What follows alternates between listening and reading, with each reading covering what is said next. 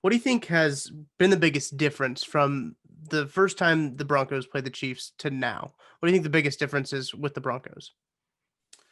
You know, honestly, I would tell you that not much has changed, and that's terrifying for Mm, Broncos fans because this season fans went into this season based on overtures made by the Broncos, signaling from the Broncos. I mean, John Elway in his end of season press conference last year said, "Hey, thanks to the emergence of Drew Lock, who went 4-1 as a starter down the stretch, his only loss right, as a rookie was to the Chiefs in that snow game.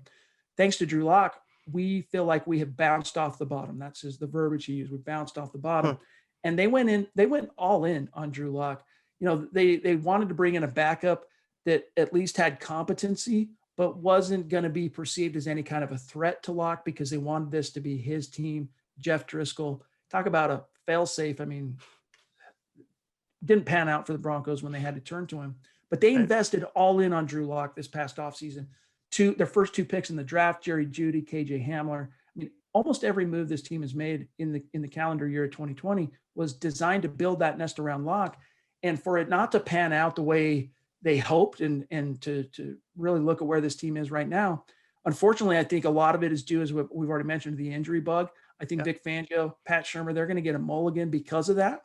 But this has just been this type of season for the Broncos. It's you see one step forward, like the Dolphins game. You go, all right, hey, Broncos are showing some wherewithal. Looks like Drew Lock, he might be turning the corner. And then they take the two steps backward. And that's just really what it's been.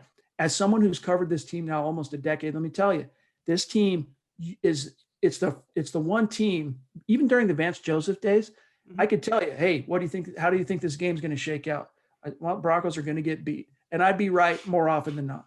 With this Denver Broncos squad, we don't know what we're going to get literally from a game in to game out basis. It is so hot and cold. It is so up and down. It is so polar, right? I should say bipolar. And, you know, going back to week 7, fast forwarding until today, nothing's really changed. There's just so many questions. Locke hasn't turned the corner, regression.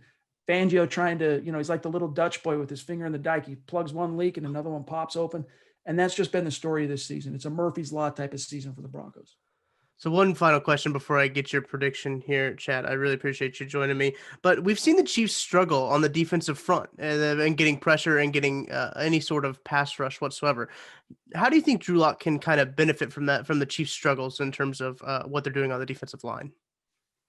Well, look, they might have struggled recently, but any game in which you have Chris Jones and Frank Clark, a really potent inside outside kind of rushing combo, Mhm. it's something that is going to affect the game. Now, maybe they haven't been able to get home as much as Chiefs fans would like to see those two Right. in terms of sacking the quarterback. But Drew Lock, it's kind of like blood in the water, right? With sharks, the true Mhm. predators in the league, they can sense that wounded animal, and the frenzy comes. And the Chiefs, typically, that's kind of been the energy with which they kind of attack the Broncos these last few years, even preceding Drew Lock. And I think that's not going to change. I think they're going to see a team limping into week 13, not only with all the injury bug problems, but also this embarrassment of how the NFL basically, strong armed them and embarrassed them and Yeah. made them an example.